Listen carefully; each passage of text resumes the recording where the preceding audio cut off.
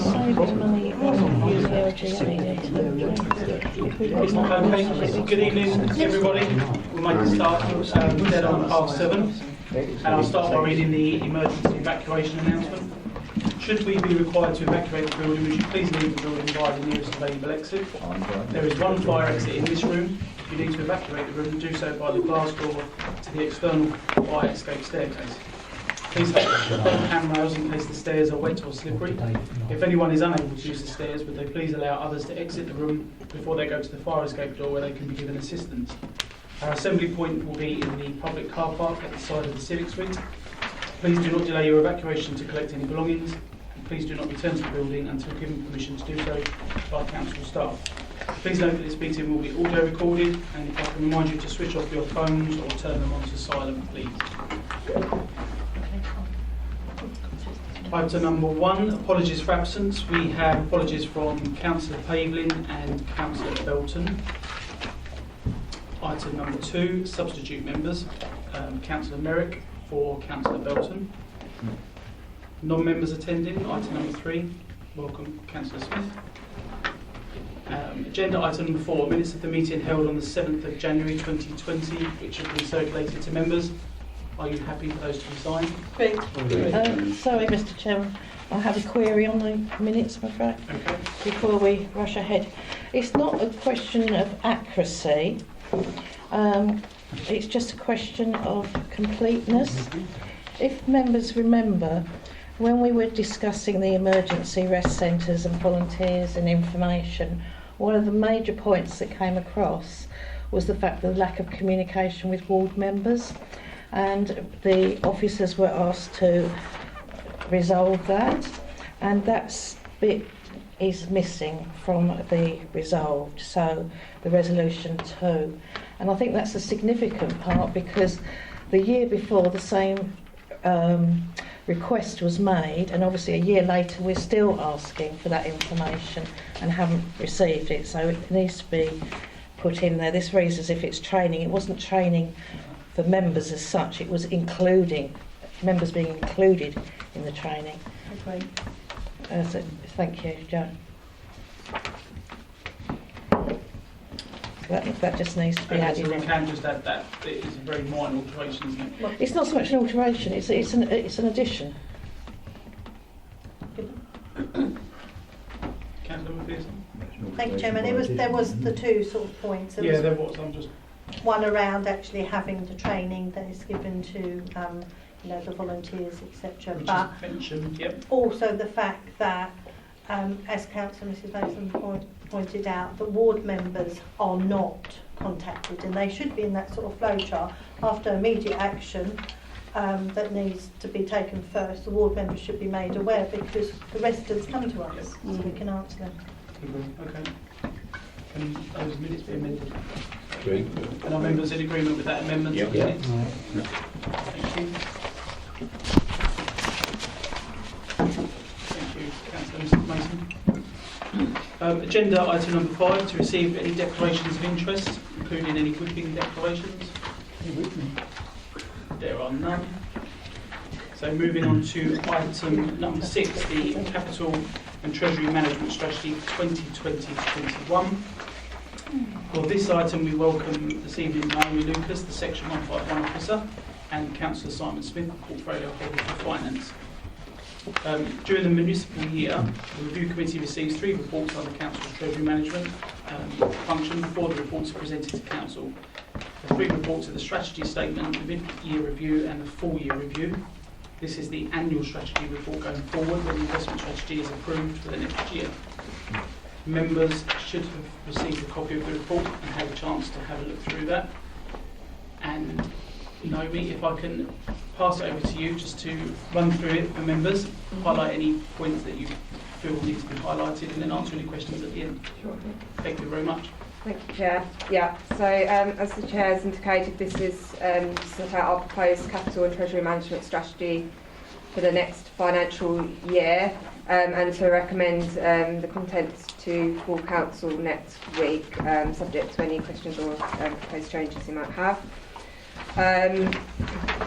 So I think members will be aware that as a local authority, we can determine our own programme for investments, but we do so in light of guidance produced by the Ministry for Housing and Local Government and the CIPFA Prudential Code, which set out guidelines for the way in which we can invest our monies. So in setting the strategy, we've had due regard to those sort of legislative frameworks and the CIPFA Prudential Code. The strategy itself is broken down into a number of sections, which are detailed at section 3. So it sets out our proposed capital expenditure for the next financial year. It sets out the way in which we intend to finance our capital programme, including if we were proposing to do any borrowing. It sets out our approach to our treasury management investment strategy, so which products or vehicles we would choose to invest our money in for treasury management purposes. It sets out our approach and policies in terms of any commercial investments that the council might wish to partake in, and the knowledge and skills that members and officers are required to have in order to produce and approve the strategy. So in that regard, there's no sort of significant changes in terms of the content or layout of the strategy as in previous years. There is no substantial change, as I've said, to the actual investment strategy itself. So the sort of nature of the products that we would put our money into. So there's no change to the investment strategy in that respect. There's been a slight tweak to the wording around section 11, which is our approach to commercial investments. So members will be aware there have been some discussions in terms of possible things that the council might want to look at in the future in terms of some more commercial type activity. So in particular, members will be aware that there was a briefing earlier in the year in terms of the Acela proposal to invest or to provide loans to third parties in the local area in order to support some economic regeneration and growth in the local area. But as a decision on participation in that fund, or indeed any other sort of other commercial investment type activities, hasn't been made at this stage. Obviously they're not built into the capital programme or any of our potential indicators at this point, and we agreed that any such decision about that kind of investment would be subject to full council approval. So at this stage, the capital and treasury management strategy is not proposing any sort of change to our risk appetite or the type of things that we're saying we will invest in. But what we are saying is if we are looking to perhaps investigate those sort of opportunities over the next financial year, we would have to then bring that strategy back to full council alongside any such decision paper, so that the strategy was reflective of any such decision. So at this stage, the capital and treasury management strategy is not particularly changed from previous years, but it's just sort of made a nod to the fact that it might be something we want to consider over the course of the financial year, but that would be subject to a separate governance process. So that's probably all I was going to say, but if there's anything in terms of clarity or the contents of the report that any members wants to ask, then I'm happy to try and answer questions. Thank you very much. Councillor Mrs Mason. Thank you, Mr Chairman. I have a few questions, but prior to that, the officer said there was discussion around the Acela. I'm not sure that discussion is the word I would put to that. It was a presentation, and I'm pleased to hear that there's no change. And I would assume that any change to the capital and treasury management strategy would come to the review committee before it goes to full council, so that it could be properly looked at. There is a new guide on local authority investments by CIPFA, which is the Chartered Institute of Public Finance and Accountancy, and that makes it very clear that councils should not borrow more than they need to in order to purely make a profit. Obviously, and it also says they should have transparency in the decision-making process. So I think that's something we ought to bear in mind for the future. As regarding this report, I'd like to ask a few questions of the officer. On item 1.5, the previously, we've requested the Section 151 officer was required to report explicitly on the affordability and the risks associated with that strategy. That has been deleted from this report. I'd just like to understand why. I think it was duplicated twice, so it is actually still there at paragraph 1, the end of paragraph 1.3. So I think I just deleted it because there was 2 references to it, but it's still in there, I think. Okay, thank you. And second question, please bear with me. Capital expenditure plans. There's an increase of 1.039 million. Could you explain why? There's no information in there. Just for clarity, you're referring to the 4.6. Sorry, Mr. Chairman. I've got my notes. I forgot you couldn't see them. Yeah, so the capital programme, the proposed capital programme, which is obviously subject to agreement at full council next week, has got built into it the proposed funding for the asset delivery programme, or the bit that's planned to be profiled in the next financial year. So that accounts for the sort of increase in capital expenditure, because there's that specific item which accounts for the majority of that increase. But as I've referenced later on in the report, and also in the report to full council, that decision is still subject to the final business case for the asset delivery programme, which will also be taken back to full council. But that was based on the outline business case numbers, which we had assumed is the best estimate of the investment we will require for that next financial year. Thank you. And next, Mr. Chairman, but not last, 7.3 for reference. I've got no big issue with this, except for the figures, 3.4 million, 2.8 and 0.6. They're exactly the same as last year. Now, I would have expected, with financial management, with a year down the line, that slightly more accurate or adjusted figures to be there. Why have these figures not been reworked? Could I just ask that question? Okay, yeah. I think, as I just alluded to, because we just agreed the outline business case for the asset delivery programme before the relevant meeting last year, so we reflected the figures in that outline business case. We haven't quite got to the stage of the final business case, although that's planned to be presented back to full council in March. So because we haven't actually agreed a change to the position at this stage, that's why the numbers have stayed the same. But we are expecting those imminently, that in terms of the final numbers, so that obviously it will be reflected and updated at the point which we do have revised numbers to. So you have got revised numbers, but just not presenting them tonight? No, well, as members will be aware, we're currently at the stage of assessing the assessing the bids. Okay. So we don't have a final set of numbers that I can put in the report at this stage. And no updated ones. Okay, thank you. And Mr. Chairman, still not last, 8.4. We've added in 8.4, and I just want to ask why this has been added. Investment in commercial activities or for wider strategic objectives may be subject to different criteria than those applied to the funds invested purely for treasury management purposes. So I assume that's just a cover-all phrase. Yeah, I suppose I was just trying to make clear that the council is committed under statutory guidance to make investments for a number of different reasons, and it doesn't just have to make investments for treasury management purposes. If the council so wishes, it can apply a slightly different set of criteria to the ones that are applied for treasury management, which, as you're aware, will be security, liquidity, yield in that order. But it can also choose to invest for other purposes and apply a slightly different set of criteria. As I set out in section 11, in terms of commercial investments, we haven't got any proposed commercial investments at this time, so that we haven't actually got a defined set of criteria. But were we to go down that path, we would need to have a clear set of parameters in terms of the risk we would be prepared to take for those kind of investments. Final question, Mr. Chairman, you'll be pleased to hear.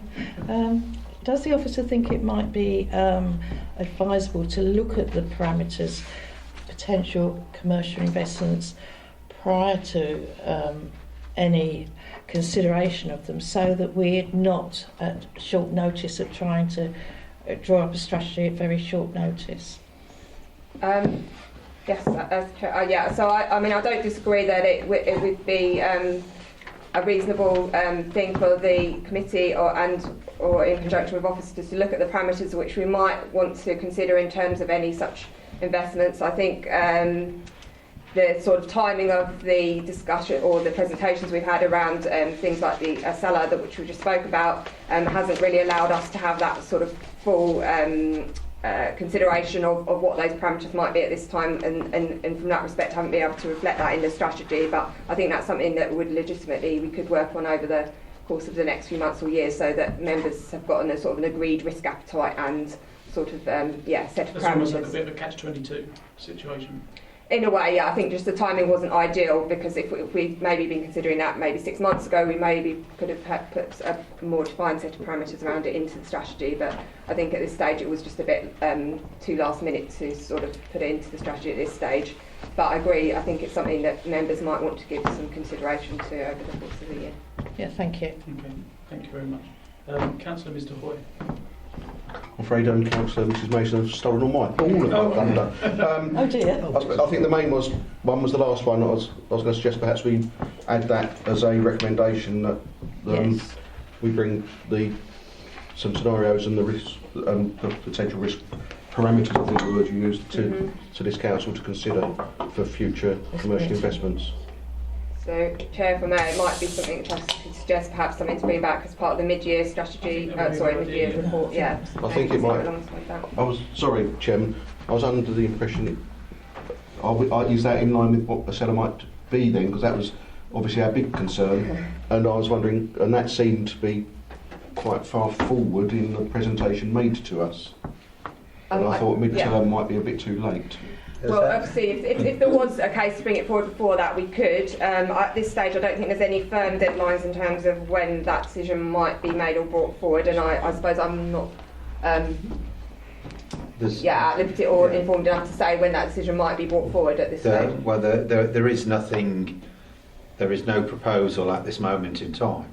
There is investigation and the discussions, there's finding out going on. And if I may, what I wanted to say was to sort of reinforce an amount of what Naomi said in her presentation. The report that you've got in front of you is reasonably similar to the ones you've seen before, and your focus has been around Section 8, which is the Treasury investments, and looking at the gradings of where we put the money, the security, the yield, and so on. And that's been the main focus. But we're in a evolving world, and the actual report is quite comprehensive and covers a number of different aspects of Treasury management that the council could get involved with. Now, the appetite for risk that's been demonstrated before has been around the Treasury management and the short-term investments and banks and their relative ratings. But not for any sort of decision, but I'd ask the review committee to consider what their appetite for risk is, because we have had a presentation on a cellar. There's no formal proposal as yet. Investigations are ongoing, and the council's thoughts are emerging. And it could be, in the world in which we're in, we come back to you in the reasonably near future with some more definitive proposals. So I just ask you to consider what your thoughts are. And yes, you're quite right, things do need to move quite fast, and we do need to look at what our criteria are for within our appetite risk. But remembering that we're not just looking at definitive commercial returns, we're looking at how we can support the wider aims and objectives of the council. And sometimes they're quite difficult to quantify and quite difficult to put a timescale on, but they're certainly something that we need to be considering. So the report today is along the same lines of what you've seen before, but please do be aware of its wider content rather than the focus that's been there on previous occasions. Bless you. Thank you. Councillor Mrs. Mace, did you want to come back on that? Yes, I'd like to not come back, I'd like to comment on that, those remarks that have been made. I think we've got to be aware of our role. We are an overview and scrutiny committee, and our job is to scrutinise and make sure that the council has all the information it needs to act properly. And it can't be overestimated how important that role is. Now, I agree, I think we should be preparing for this. Councillor Smith is quite right, this report, up to item 11, is almost the same as previous reports, which is why there's been very little comment and questioning, because most members here have looked at it in depth before, understand it, and are comfortable with it. However, when it comes to commercial investments, we haven't considered that. We haven't looked at the risks. We haven't looked at what parameters may or may not be suitable in different scenarios. And I think it's very important that such detail that would be needed is not done at a rushed pace, that this is done at a pace that this committee can determine, and is done so that we can be in a position as a committee to prepare full council and have the information available should it be necessary. I think, bearing in mind the guide from the local, the Chartered Institute of Public Finance, that from what they're saying, that what I heard at a cellar, that it probably shouldn't be necessary. But nevertheless, we have a duty to prepare, and I think a recommendation under 2.21, another recommendation would be helpful, so that we can look at that risk and make sure that should such a suggestion or proposal come to full council, that this committee is in a situation where it can properly scrutinise it. Thank you. Councillor Mr. Horton, did you want to comment on that? Yeah, just going to come back on timescales again. The Treasury Management mid-year review was in December, so I think that's rather a long time to leave it. Yes, I'm afraid. The annual review's in July. Sorry, I meant the annual review. The annual yeah, review, sorry. Yeah, I didn't. Before that. And I still think the annual review, looking at July, is you're still talking about sort of 6 months away, really. I think ideally it would be before then, although I know there's issues around April and May for timescales, but I certainly would have thought about April. They've made a stellar Or May. presentation. They're obviously looking quickly. How do you feel about that? I think it's right that there is proper scrutiny, but sometimes things need to move quickly, and it's not that we're looking. As I said earlier, there are no proposals on the table at the moment, but should they come along, it might or it might not be that we need to move quite quickly through them. They're decisions that would not be taken without the full scrutiny of the full council, and so I'm not suggesting that review doesn't have a part in that, but in the way in which councils work and the structure of meetings and so on, it could be that if there was some formal structure that meant a proposal had to come to review prior to decision making, it could be an unfortunate time obstacle. Full council would make decisions, so take on board what you say, but the proposals that come forward might determine the framework of the scrutiny. Councillor Cutmore. Thank you, Chairman. Yes, I went on various visits to places when we were looking at things that councils had invested in various either buildings or other institutions. And one of the things that clearly came across from that was the fact that sometimes you need to move at speed. And what I wouldn't, and Councillor Smith is absolutely right, sometimes you have to move fast to grasp that opportunity. And I agree with him, I wouldn't want to see something formally, if you like, that held up that. But of course, yes, it would have to come to full council or the investment board to make sure we go forward with that, and we should have things in place so that there are that, and limits and parameters so that they cover that. But I think this is part of the decision, the ongoing discussion we're having to make about the assets that we have, the investments that we may possibly have into the future. At the moment, we're still in the position where we have no borrowing at all, nothing, and we're covering all our debts by our own monies. But of course we may come to a situation where we do have to borrow, but of course we're in a good position to do that. So I think overall, I think we're in a good position to actually invest where we need to. But there has to be a proper consideration of risk and opportunity when we do that, and I think that's what all members want to see.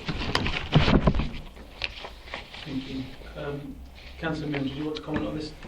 Yeah, I mean, in the report, the kind of outline of criteria is already listed in bullet points in 11.7 and it goes into 12.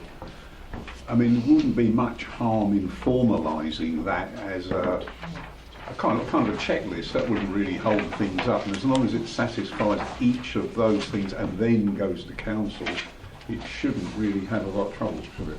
I can see the point of formalising it rather than just leaving it in the bottom part of the review report, but not putting us in a straitjacket at the same time. So there is, but again, that's for debate at the time when the particular case comes up. So I mean, I'm all for formalising it a little bit because I can't see any harm in these are quite prudent criteria. I think I'll just like to say, I think I can see both or all points of view at the moment, and I do share some members' concerns about the times and the speed. I think for me personally, and having spoken to the Vice Chairman as well, and Paul, I think if you were prepared to bring it back at the annual review, then I think that at the moment seems like a fairly reasonable compromise. I know that some members would like to see it back earlier, but I think bearing in mind both sides of the argument, I think that seems like the most sensible option that's available at the moment. I don't know how the members feel about that. So, Councillor Missouri. Sorry, I was under the impression that Councillor Smith was indicating he wanted something acted on faster rather than slower. Yes. I thought you said you wanted, in case the timescales. There is no proposal to discuss at the moment, and I don't know the parameters of anything may or may not come forward. Sorry, I think the wording you used then I'll probably misinterpret, but you did talk about I think it's to make sure that there is the awareness of the committee that there might be a time scale in which allows for detail and time and a schedule of meetings. There might be something that comes along that doesn't quite give us that amount of flexibility. I'm sure the review committee can be flexible. If that was to come back and you're happy with that, maybe that would be in July, members. So it's okay. Yeah, I think that from my point of view, that'd be a reasonable time to work something up. And as I say, for whatever reason there was any need to bring something back quicker, then this whole strategy would have to be re-presented to full council alongside any decision anyway. So it's not as though it wouldn't be any subject to any scrutiny or member sort of opportunity to look at it again. So are members in agreement with that? Yes. Okay, thank you. Just a couple of questions I've got at the moment. No other members have indicated to ask any of you. 12.12, it refers to the bank rate forecast to rise from 0.75 to 1% in quarter 4.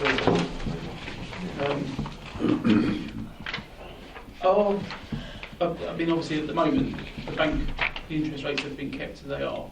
There's talk about them actually being reduced and going back. Do you think, I know obviously this report you wrote this report before that decision was made.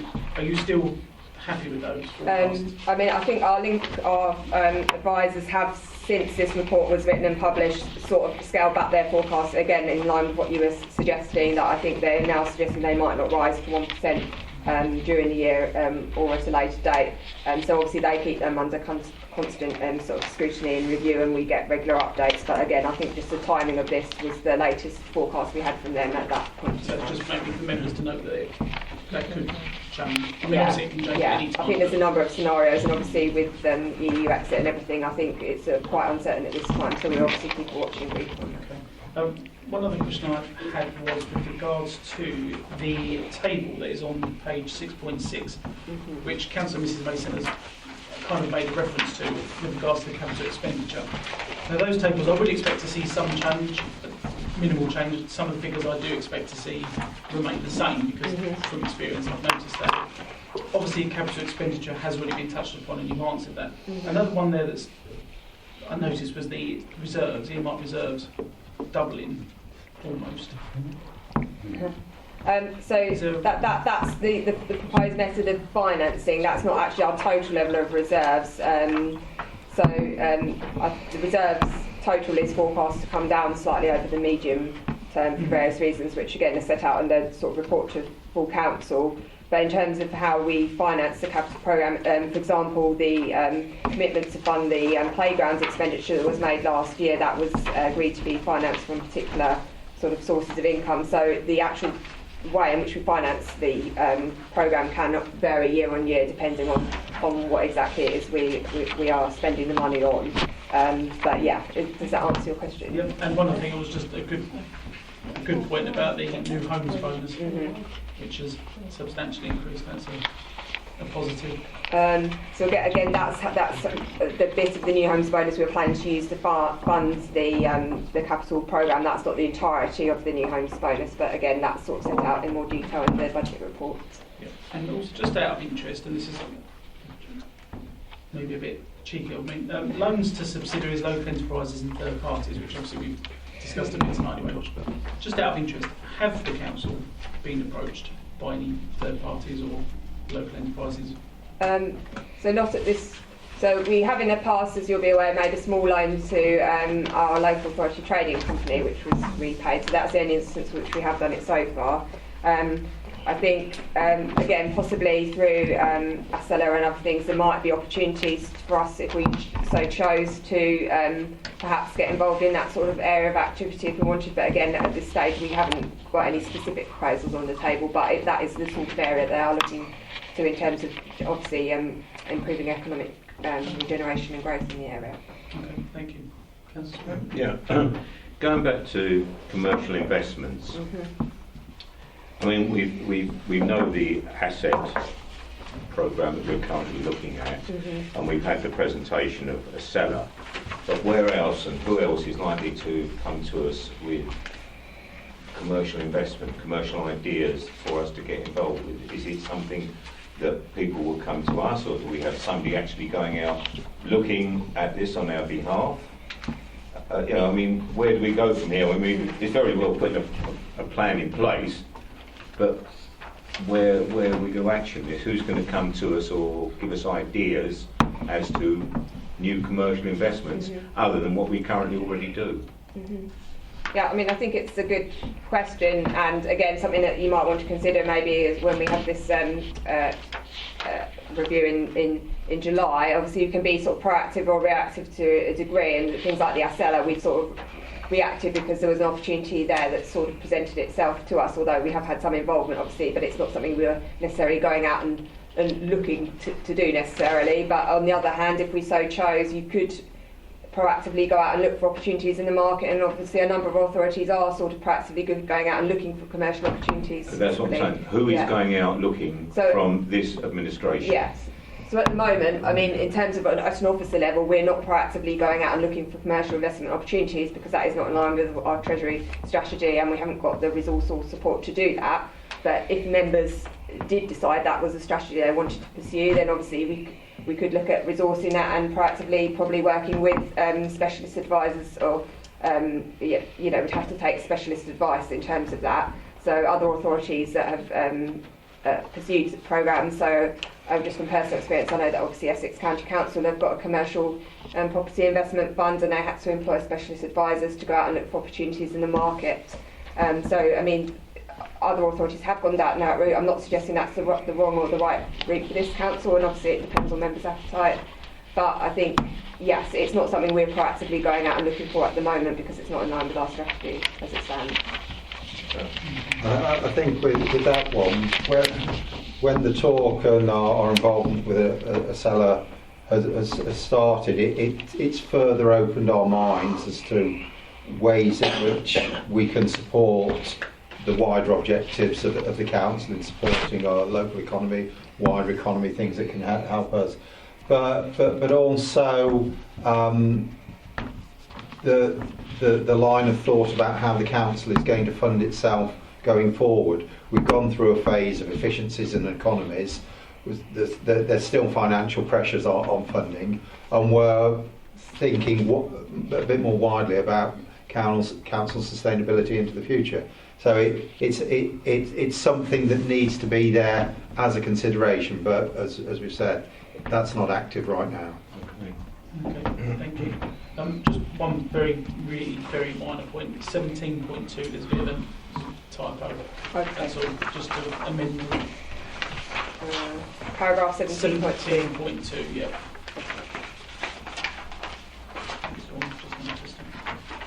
Okay, yeah. Okay. No other members are indicating to any questions. If that's the case, there are 4 recommendations.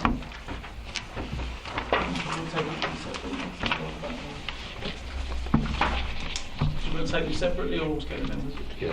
All together? Okay. Are members all clear of the 4 recommendations they have in front of you? Yeah. And are members happy with all 4? Are you including the recommendation? Include the recommendation that... Because there's 4 written down Sorry, in the yes. paper, so is that Including the 5? recommendation to come back at 15. So there's 5 in all? Yeah, 4. This one needs to be read out, doesn't it? Sorry? The 5th one is not in the report, so we need that read out. That would be to bring back to the review committee in the annual review meeting, which is usually July, with regards to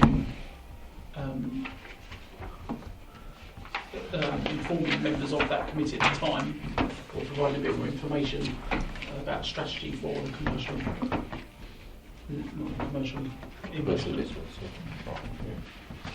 Yeah, commercial investments. Is that okay? Yes. The members agreed? Agree. Okay. Thank you. Thank you. That's still the orange. Yes, sorry.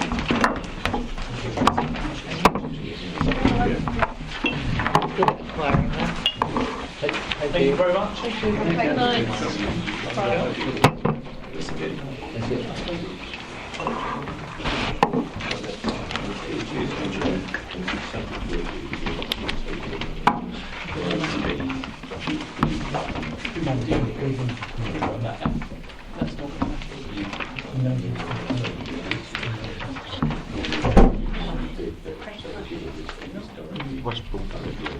That's not apologies, sorry members. Moving on to agenda item number 7, which is the key decisions document. Has everybody got a copy? Does anybody need one? If you need one, hand up. Paul? Totally informative. That's it. No. I think we can cope with that. Has been noted, it hasn't changed since last month. It's still the Brownfield Land Register 2020 decision. The decision has been put back till February, though, just to allow time for the December updates to be incorporated. Seems very common sense there. Any members have any questions regarding that? No. Okay. Moving on to agenda item number 8, which is the work plan. Again, if anybody needs a copy, I think there are 1 or 2 spare. It's on the back of the... Yeah. Oh,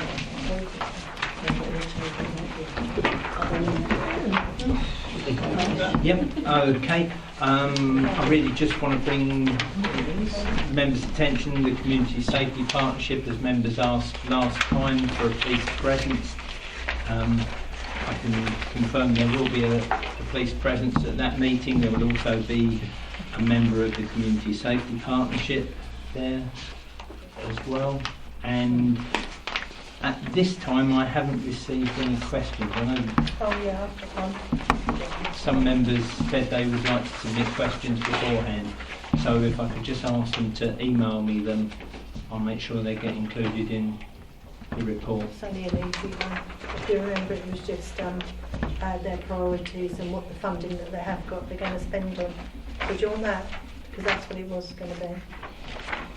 I would hope they're going to cover that. The priorities, yeah, but also they get a pot of funding, how much it is and what they're spending on and how it is meeting the priorities. There we go, that's it.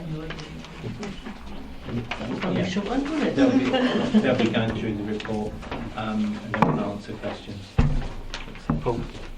Sorry, Chairman. Sorry, I'm getting confused. Could I would like a question to go to it, which if I don't do it now, I will forget probably, because I remember every meeting, but then I forget it after a day.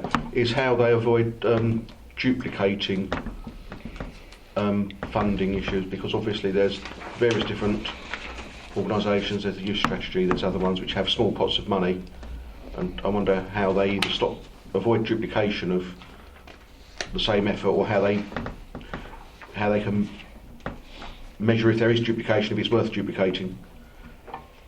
Because of when you look at the different pots of money, you'll see the same applications from the same organisations to all different pots of money.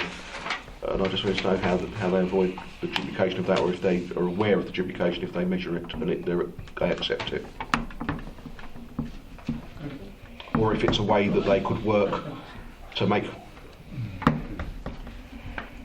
these organisations receive a reasonable amount of money rather than just a very small amount.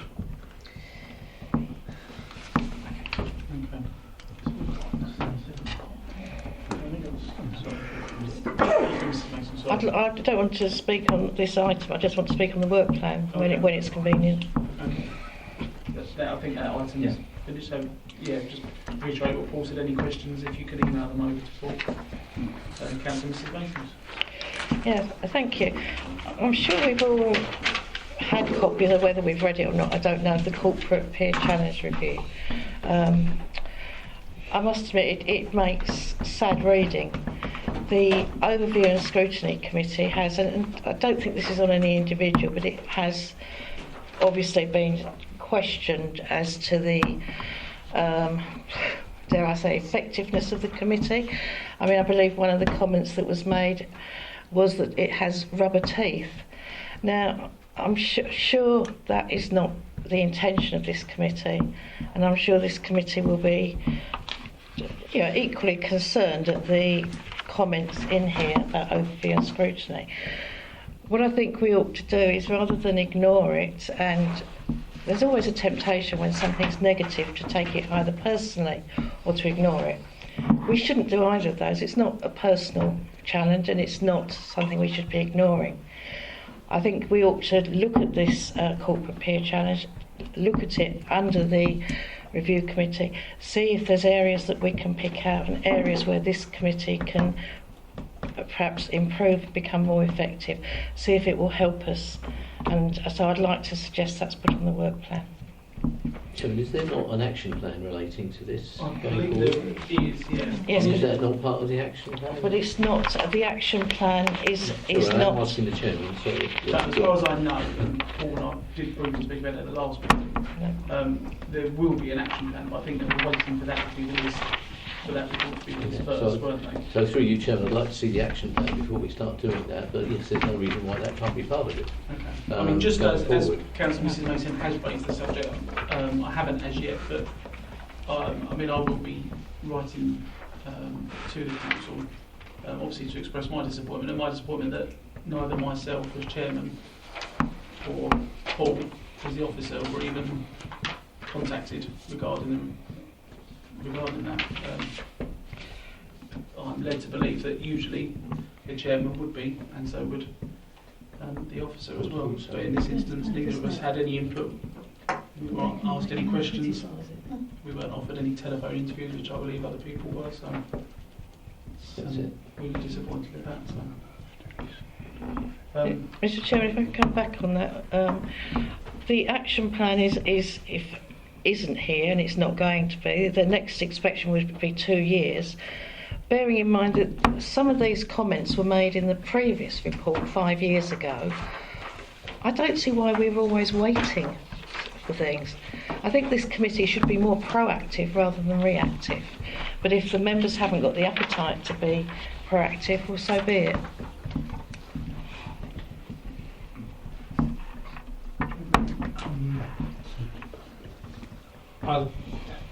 At the current time, I'm in conversation with the Centre of Public Scrutiny, because basically the peer review, as you say, has made comments. It's possibly better that we have them down to do an independent review of our scrutiny function. I mean, they're saying that we're over-ambitious and under-resourced. Well, it's quite damning in places. Some of it's good. yeah, and basically it's so we have an independent look at it. The Centre of Public Scrutiny come down and do a top-to-bottom review and talk to members. So it's not officers as such doing it, it's outside. Surely, Mr. Chairman, surely that's going to be another repeat of this process, rather than us trying to pick up areas that we can improve on and alter. I mean, it's up to this committee. If this committee wants to look at, I think switching, the things that affect this committee and be proactive on it, fine. If it prefers to wait for another report, so be it. To be honest with you, I agree and disagree. I agree that I don't think it would be a problem for this committee to review it. I'm looking at the work plan, and I think we're limited with the amount of meetings we have left.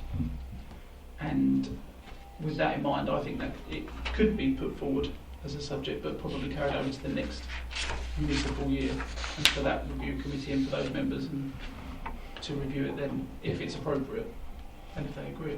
I have to say I can't comment on this because I only got it today. I was actually missed from the original sending out, I can't actually comment on any of this because, as Mrs. Mason said, have you read it? No, I haven't because I only got it. No, I say, but that's why I can't comment on it because I only got it sent out today. Okay. Councillor Cummill. Just to say, Chairman, I think an in-depth review would be a really good idea, and I think we can really learn from that over time. I think it would be worth its weight in gold, because that's what we want, an independent committee coming along and having a look at the way that we actually handle things, rather than just looking at something and then looking internally at what we're doing. I think you need that helicopter view of how things have gone, and of course you can learn from that from other authorities and the practices they have. And we should be a learning authority. So I think that's the way we really need to take it forward. But anything that's in the action plan, obviously, we'd follow up on in any event. Councillor Mr. Hoy first. Yes, thank you, Chairman. I'm not sure whether we're talking about the whole peer review or just the part of the peer review which refers to the review committee. With regard to the part which talks about the review committee, I think it's an ideal opportunity for us as a review committee to look at how we think we do work and how we should work in relation to the report. And that way we might get a review committee which is designed by members to scrutinise the council. I mean, that's what I was thinking. It would be on just the review committee. And I'm not sure it's ever been done like that. I think it's always been. I think the last reorganisation of this was based on the peer review, and I think the only thing it did was make the review committee bigger rather than anything else. I think it made it larger, and that was the only thing which came out of the previous peer review. I think actually this is talking about a more fundamental approach to reorganise much more, and I think that's worthy of us to do. Again, I doubt if we could get it done before the May elections, which would be ideal to have it in place then, but certainly in the work plan, then I agree for the next committee. So 2 points, Chair. One was to just essentially support that people have suggested. I think you first suggested it for it to reach the section 2 of the action plan of things that we could pick up and then roll over into the next period. The second point was a question around the action plan. I don't know if we have any dates as to when an action plan is expected. It's not mentioned in the next items in the back of the report. No, I'm No. not aware of any dates. No. But we are confident that there is an action plan coming, and we're just No. unsure on dates. No. Yeah. It doesn't say there is actually. Chairman, could I propose we ask the managing director when the action plan will be forthcoming? I can find out. Right. I can ask them. I'm presuming they're collating information and going back with an action plan. That's the normal. Or an action plan plan. or a response. I mean, it's Yeah. obviously been done for reasons. If we can Yeah. find that out, and then if members are happy for that to go forward as a subject for the next municipal year, that can go on. Yeah, appreciate that. I think to Councillor Cromwell's point, I think if there is an action plan coming, we should review that action plan. But yeah, without a date, it's very difficult to make a call on that. Okay. Are members happy with that? Yeah. Okay. Are there any other questions about the work plan?